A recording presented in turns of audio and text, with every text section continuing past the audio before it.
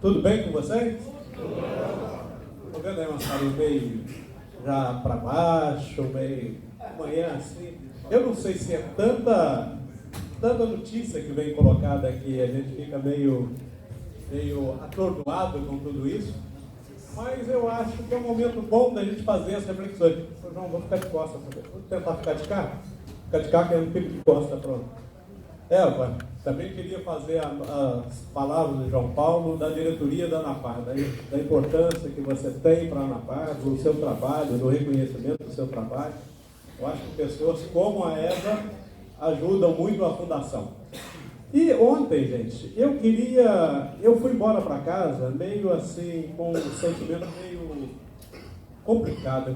Como é que pode, né? Vem aqui os nossos economistas, brilhantes economistas, faz aí uma brilhante palestra, depois veio o pessoal da comunicação, fez uma outra brilhante palestra, e eu fico pensando, o que isso serve para nós?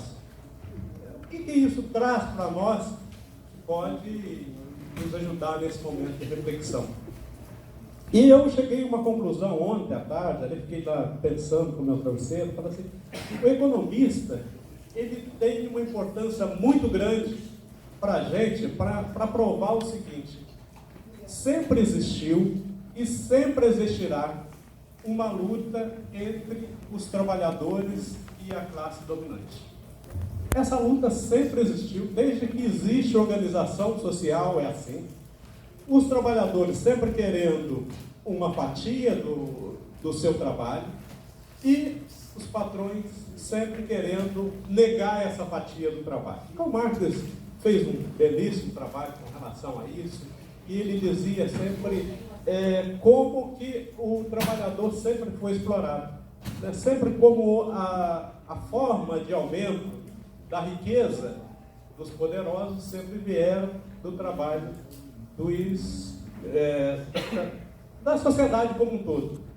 E aquelas planilhas todas eram interessantes, elas mostram isso, e eu fico refletindo comigo aqui, o que significa o crescimento da economia em 5%? Significa que os mais ricos vão ficar 5% mais ricos. Será que essa riqueza também vem para os trabalhadores, vem para os pobres? É uma pergunta que eu deixo aqui. Eu não tenho percebido isso dessa forma.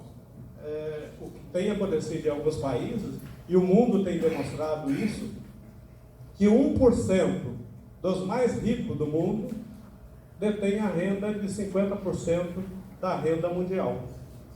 Como é que você pode explicar um sistema, como é que pode funcionar dessa forma? E pode funcionar porque nós, grande parte de nós aqui que participamos da classe média, damos sustentação a isso. E como que a gente dá sustentação a isso? Nós nos sentimos um deles. Eu vi alguém dizer aí, mas por que eu compro uma Mercedes? Eu compro uma Mercedes porque eu preciso passar a percepção para a sociedade que eu preciso incluir nessa classe dominante. Eu preciso me sentir incluído nessa classe dominante. Mas eu vou participar dessa classe dominante? Não. Nós sempre seremos excluídos dessa classe dominante porque o mundinho é deles. E aí, como é que começa essa queda de braço? E eu estava ali na mesa pensando, vocês já viram como que dois mineiros negociam uma bicicleta? Assim, o cara passa com a bicicleta, o outro está querendo comprar aquela bicicleta, fala assim, bonita bicicleta, hein? Essa bicicleta aqui é uma bicicleta muito boa, eu tenho ela há muito tempo, não sei o quê. Aí o cara que está querendo comprar, ele já começa a colocar um defeito. Mas ela já saiu de linha, a cor dela já não está boa mais, olha para você ver, olha o pneu dela como é que é. E aí começa a desqualificar, e o outro começa a valorizar, e começa essa queda de braço entre os dois negociadores.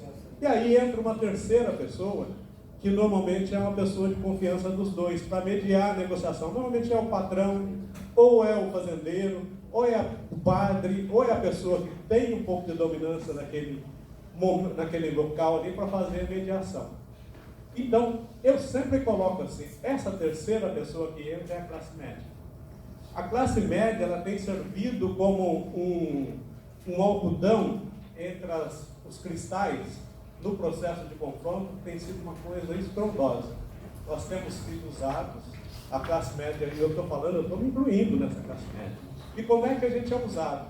Usado por acreditar nos meios de comunicação da forma que a gente acredita, usado por acreditar nos princípios religiosos do jeito que a gente acredita. Eu estou falando da ortodoxia, não estou dizendo que as pessoas não precisam ter uma religião, precisam ter uma religião, mas se pega ao pé da letra e leva a interpretação, uma interpretação que não condiz à realidade, essa pessoa está sendo usada e não está sendo percebida.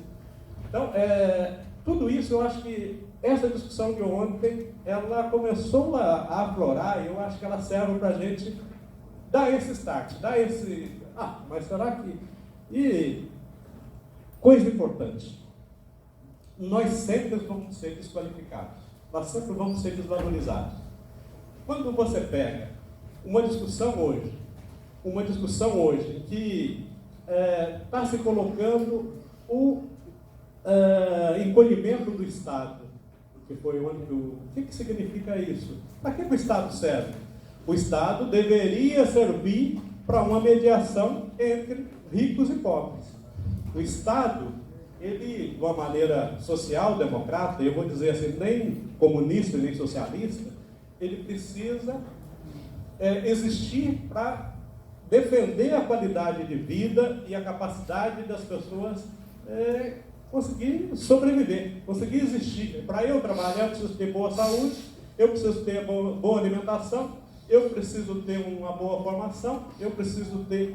Então, o Estado, o papel dele seria isso. Então, o que eu vou fazer? Eu vou reduzir essa questão do Estado e vou privilegiar essas alterações que foram colocadas. Quando a gente fala, o que eu fico pensando, o que está colocado nesse momento? A Constituição nossa, ela hoje, ela pode ser colocada como um dos modelos de sociedade do mundo. Uma Constituição que ela foi construída com a participação popular. E por que ela é esse modelo que eu estou colocando aqui, que seria de organização social? Porque ela nasceu de um momento muito importante de conflito social. Estava se saindo de um processo de ditadura, estava se saindo das diretas já, a sociedade estava mobilizada, então você conseguiu construir uma Constituição em que ela pensou em tudo. Ela pensou em como as pessoas, como é que o Estado poderia dar saúde para todos, como o Estado poderia amparar a velhice, como o Estado poderia também possibilitar que mesmo as pessoas que trabalharam e que têm uma condição melhor, ela poderia manter essa condição de vida através do processo de previdência complementar.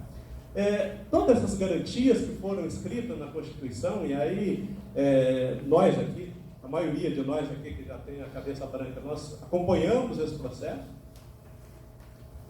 ele conseguiu construir um mecanismo social em que a sociedade ela pudesse, pelo menos, dar um mínimo de garantia à sua classe trabalhadora. Só que hoje, aquela mobilização e aquela força da classe trabalhadora que existiu naquele momento, hoje ela está em declínio. Por que ela está em declínio? Porque se construíram as condições, e aí as condições todas foram papel fundamental da imprensa nesse sentido, de dizer que a classe trabalhadora ela não poderia se organizar daquela forma. Que o Partido dos Trabalhadores é um partido que conseguiram colocar o Partido dos Trabalhadores tão corrupto quanto os piores partidos aqui do país e do mundo. E aí começaram a fazer esse processo que muitos de nós aqui acreditamos, muitos de nós aqui apoiamos e muitos de nós demos razão para isso. E quando a gente vê, eu fico pensando em 2003, quando começou lá o processo de ataque, tinha lá um recurso que foi carregado nas malas. Lembra disso? Lá que eles colocaram, a Globo colocou lá que tinha dinheiro, que veio nas malas. Só que eles colocaram uma mala aqui que não cabia numa carreta. Eu falei, como é que se coloca tanto dinheiro numa mala? E mostrou aquela montanha de dinheiro que foi trazido nas malas. E a sociedade engoliu isso. A sociedade aceitou isso. A sociedade começou a criar essa tônica a partir dali. Porque aí agora, assim, olha, eu ataco a essência do Partido dos Trabalhadores, que é aquilo que a gente mais vendia, que era a honestidade, que era a seriedade, que era a tentativa de transformação da sociedade. Dessa maneira, e aí criou-se essa tônica.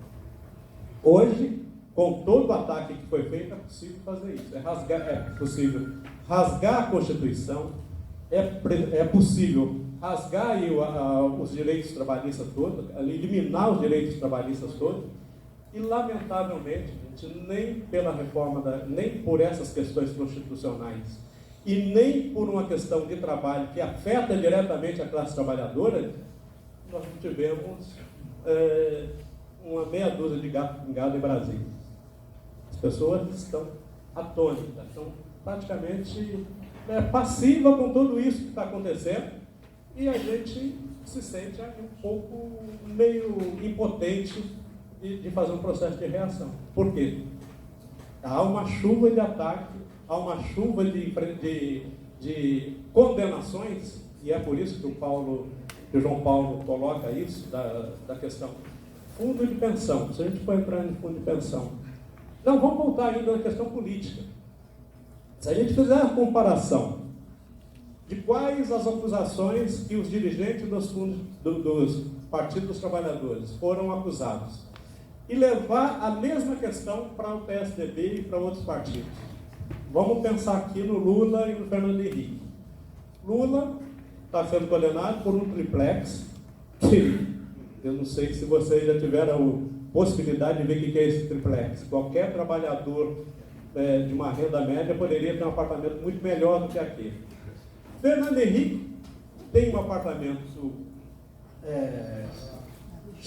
luxuosíssimo na Champs-Élysées, em Paris, que vale um absurdo. Alguém questionou isso? Salário de professor poderia dar a possibilidade de uma pessoa ter um apartamento de... Então, assim... E a gente não fala assim, nossa, mas é porque trabalhador não pode ter nada. E aí, se a gente for pegar a história do mundo, fico pensando assim, negros, trabalhadores não podiam nem passar pela mesma calçada. E o que mais incomoda a classe trabalhadora, inclusive muitos de nós aqui, é quando a gente está no avião e que chega lá aquele pobre trabalhador lá de sandália havaiana, daquele jeito com saco, com um jornal, senta do nosso lado, e quantas pessoas se incomodam com isso, porque isso está tão arraigado na nossa cabeça que a gente precisa, essas discussões que a gente faz nesse momento, ela nos dá gente, aonde que a gente está? Por mais que nós tenhamos um bom salário, por mais que nós tenhamos uma boa aposentadoria, nós somos trabalhadores, nós somos pobres comparados com essa elite que eu estou chamando a atenção. E aí o Gessé Souza escreveu em vários livros questionando essa sustentabilidade que a classe média dá para essa classe dominante. Porque não existe, a classe dominante ela não teria tanto poder se nós não dessemos essa sustentação para ela, se a gente não questionasse. Passa o próximo, por favor. Eu vi aqui, outro dia, tem uma matéria aqui do Jornal do Comércio falando sobre a limitação da Previdência. Porque se a gente for pensar na reforma da Previdência, por que existe a reforma da Previdência? É o mesmo objetivo lá do Chile. Se eu acabo com a Previdência, eu vou ter que buscar uma possibilidade de ter uma Previdência privada. Um GBL, ou qualquer coisa de banco. A ideia era essa. A BRAP, inclusive, trabalha com essa possibilidade de que os fundos de pensão eles cresceriam, porque a redução do teto da Previdência ela chegaria a um ponto porque as pessoas teriam que ir para a Previdência complementar. E essa matéria está dizendo que a limitação não é essa. A limitação, ela é exatamente o que a constatação de que a nossa sociedade ela não tem capacidade financeira para ir para um plano de previdência complementar. Você pega os nossos trabalhadores, salário mínimo, quando ganha salário mínimo, fica preocupado com colocar comida em casa, está preocupado em pagar as suas contas, e a última preocupação dele é... Passa o próximo, por favor. Fica sempre prestando atenção em mim que eu faço assim, tá? Não, a menina lá em cima. Porque ela se distrai aí, não tem jeito da gente. E a limitação é que a nossa classe trabalhadora, aliás, a renda do trabalhador ela é muito baixa. Nós fizemos uma pesquisa no final de 2018 que ela demonstra o seguinte, ó, 61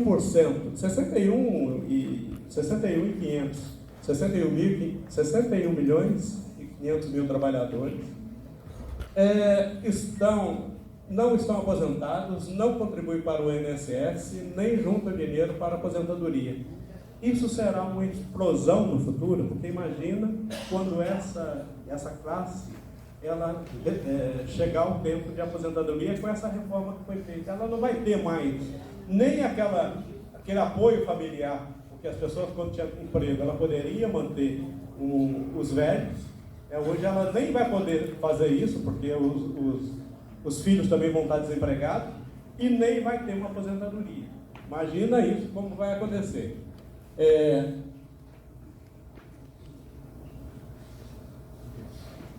Isso porque praticamente 63% da nossa população tem renda insuficiente para sobreviver. Ela ganha menos do que é necessário para viver. 31% ganha exatamente o que precisa. Eu acho que é o nosso caso aqui, né? A gente ganha, a gente fica aqui, a hora entra um pouquinho no cheque especial, hora cobre, mas a gente vai remando. Então, assim, eu acho que nós estamos mais nesse 30% aqui. E apenas 6% tem uma renda mais do que suficiente para sobreviver. Esse é um público que poderia ser atingido pela previdência complementar. Mais um. E a gente tem exatamente todas essas questões que a gente está discutindo aqui, da dificuldade das relações trabalhistas, de não ter mais uma relação efetiva de trabalho, de não ter mais nenhuma garantia constitucional, no horizonte em que a sociedade está se envelhecendo. A gente percebe isso, né? Percebe que as famílias hoje, quando muito, têm um filho, ou 2 filhos já é um exagero. Então, se a sociedade está envelhecendo, vai para o mesmo exemplo do primeiro mundo, onde só tem velho, e essas condições estão todas sendo beneficiadas. Estão sendo comprometidas, né, da manutenção da saúde, da segurança e da manutenção dessa sociedade mais velha. E a ANAPAR, nesse contexto, o João Paulo já chegou a antecipar algumas questões aqui, e eu vou usar uma expressão dele que é assim, ele disse, eu até não tenho uma expressão bonita, porque eu gosto de expressões bonitas, que é assimetria de informações. O que é às vezes a gente usa a expressão bonita. O que é assimetria de informação? A gente tem certeza que está sendo passado para trás. Né? Isso em todos os segmentos a gente tem isso colocado. Os dirigentes eles são colocados lá, mas as informações não fluem de uma forma igual para todo mundo. Né? Essas alterações vão ter impacto significativo. O Paulo Borges falou aqui da CGPAR 25, mas existe uma CGPAR 23, que é outra também que vem colocando o seguinte: a tentativa é eliminar todos os direitos do pós-trabalho. Aposentado não existe para a ideologia dominante. Aposentado, assim, os planos de saúde, que hoje estão de autogestão, Caixa, CACI, da Petrobras, como é? Então, esses planos estão todos hoje na berlinda. E qual que é o objetivo principal? Ora, depois da aposentadoria, as pessoas perdem direito aos planos de saúde. Então, você já tem uma dificuldade muito grande. E as pessoas que entram vão ter uma outra alteração. Então, a ANAPAR, aceitando esse desafio, ela ampliou também a necessidade de estar incorporando esse grupo também os participantes do plano de autogestão, para que a gente também incorpore essa luta e comece também a fazer um processo de defesa do impacto. Impacto no equilíbrio das contas. O João Paulo já falou isso, eu não vou voltar. Impacto da rentabilidade dos ativos e perspectiva de saída dos déficits. Eu lamento lhes dizer, mas com as políticas de investimento que estão sendo desenvolvidas pelos planos, eles não sairão de déficit tão cedo. Por quê? O problema não está especificamente nos investimentos. Se a gente pega, existe um mecanismo que se projeta para o futuro e vê assim, como é que eu vou conseguir pagar esses benefícios lá no futuro? Então, você tem que fazer um processo de investimento. Todos os economistas sérios e todas as tecnologias que estão colocadas apontam para a necessidade de ir para o risco.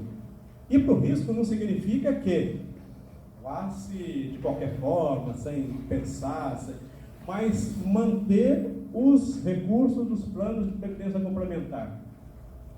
Em título do governo, eles não pagarão meta atuarial dos planos. Não conseguirão fazer isso.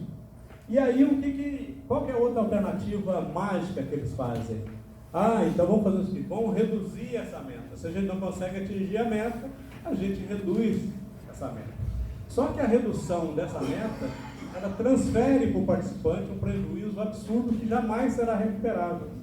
A cada 1% da meta, você tem um impacto no benefício futuro de praticamente 10%. Então, você vai perder 10% do seu benefício à medida. Então, para o gestor, e aí eu estou chamando a atenção, porque eu acho que é importante também, todos nós aqui estamos cobrando dos nossos dirigentes, quando chegar lá, vai reduzir meta. Não, reduzir meta por quê? Porque ele está transferindo para o participante o prejuízo. O participante é que vai pagar isso. A patrocinadora ela vai ficar numa boa e o participante vai pagar esse prejuízo, porque vai reduzir o benefício. Não, mas eu estou no plano de contribuição, estou no plano de contribuição variável. Isso não vai acontecer. Não vai acontecer porque acontece na cota. A hora que vai fazer o cálculo da cota, já reduz automaticamente ali. Então, assim, de qualquer maneira, no futuro, esse valor ele vai ser diminuído. E hoje, qual que é o grande desafio hoje, qual que é o grande medo hoje do sistema de previdência complementar, principalmente o sistema aberto? Porque agora eles vão começar a ter que pagar benefício para aqueles que contribuíram 30, 35 anos. Só que no momento que eles vão entregar esse benefício, as pessoas vão perceber o quanto elas foram enganadas. Porque o banco ficou com praticamente 36%, 40% do valor que ela depositou. Tendo um resultado, você conseguiu acumular 100 mil reais, vai ser 60 mil para você e 40 mil para o banco. Então, assim, eles vão ter que agora, se tiver que pagar esse benefício, as pessoas vão perceber, mas como que eu fui enganado com relação a isso? Porque o benefício vai ser berreto. Vai ser, nós já tivemos exemplos passados disso aí, CAPEN, GBOF, aqueles passados, e isso agora começa a ter deve estourar a qualquer momento, diferente dos fundos fechados. Por isso que existe essa briga tão grande entre os abertos e os fechados. Além de querer o recurso dos fundos fechados, eles têm essa dimensão de que os fundos fechados pagam 30%, 40% mais do que os fundos abertos. E isso, hoje, com a tentativa de incorporação, né, a expressão que você usou, da incorporação da Previ pela SUSEP, é exatamente para permitir que isso aconteça de uma maneira mais tranquila. E como é que isso vai acontecer de uma maneira mais tranquila? Muda, por favor.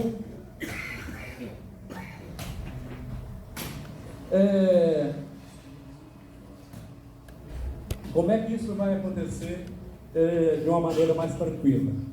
Com base na assimetria de informações. O participante, como o João Paulo disse aqui, como a gente já constatou, ele não tem essa preocupação de acompanhar o plano dele, ele não tem as informações que precisavam ter do plano dele, e quando tem essa oportunidade, muita gente não vai. Então, o conhecimento sobre isso fica só na mão do outro lado. A gente simplesmente, graças aí ao nascimento da ANAPAR, a gente consegue reunir um grupo como esse aqui, vários antes. E alguns lugares que não são tão organizados aqui como o Rio Grande do Sul, a gente não consegue fazer esse debate, a gente não consegue levar para as pessoas as informações da maneira que elas precisam trabalhar. Então, essa assimetria de informações e essa falta do conhecimento, ela traz também para a gente um prejuízo muito grande.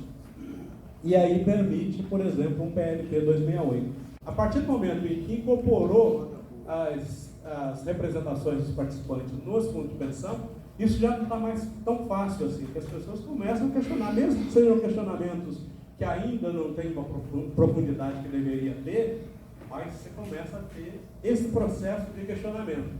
Só que isso está incomodando. E a forma que eles acham sempre de resolver as coisas, quando está incomodando, se elimina.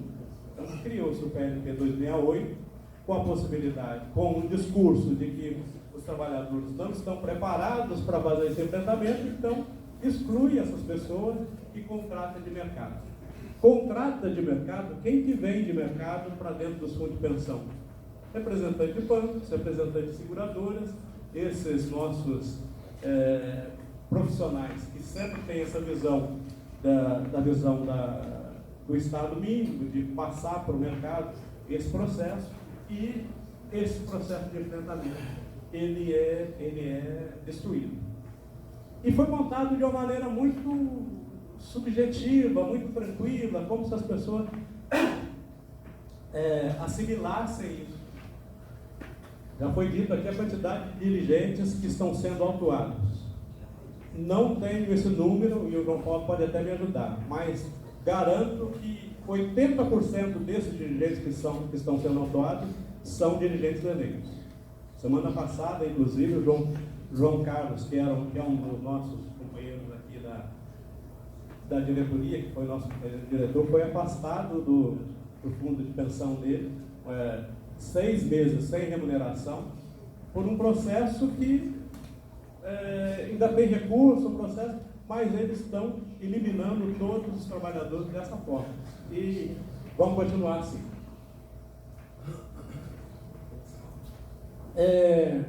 Aqui tem um outro desafio que está colocado aqui, é a questão dos servidores públicos. Da mesma maneira que a Previdência Complementar está sendo oferecida para o mercado e para o sistema financeiro, a Previdência Complementar dos servidores públicos também está no mesmo patamar. Foi criado lá com o Presp, mas hoje existe a possibilidade daqueles recursos ser geridos pelos bancos, que é o grande conflito que foi colocado aqui no começo.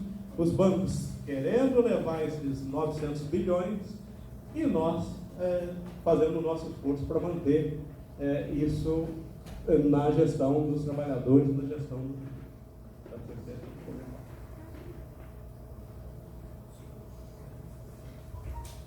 Eu já falei sobre isso, está o Plínio aqui. Plínio está encarregado de preparar para a gente um curso sobre saúde suplementar, de autogestão. A gente já está com essa demanda, porque a gente já viu que a gente participa disso, a gente paga a previdência, os planos, e às vezes a gente tem possibilidade de usufruir esse plano, mas a gente não sabe absolutamente nada sobre esse plano. E é outro direito nosso que está na berlinda. É outro direito que a CGPAR 23 está colocando, que daqui a pouquinho nós não vamos ter mais esse acesso a esses planos. Então, a forma da gente garantir o direito e a forma da gente defender isso é conhecendo e é sabendo o que a gente pode fazer. E o Plínio e a equipe, aceitamos ajuda, tá? Aceitamos apoio, aceitamos quem tem expertise em previdência, em fundo de autogestão, plano de autogestão em saúde. Se puder, depois conversa com o Plínio para a gente criar um processo de resistência para não perdermos esse direito que foi... todos esses direitos que estão sendo tirados, eles não foram doados, não, eles foram negociados, eles foram trabalhados, eles dependeram no processo de resistência muito grande e agora estão sendo eliminados como se fosse simplesmente um presente.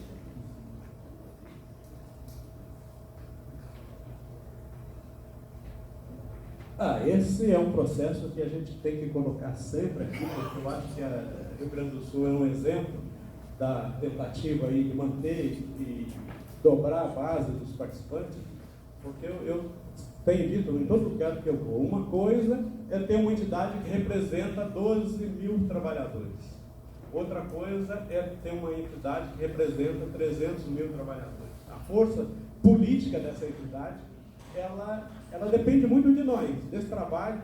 A gente está trabalhando muito aí por isso que eu tenho feito muita acesso às entidades sindicais, às entidades de trabalhadores, porque a gente precisa fazer esse processo de união para que essa entidade tenha capacidade de defender aí os participantes de uma maneira geral. Vamos lá?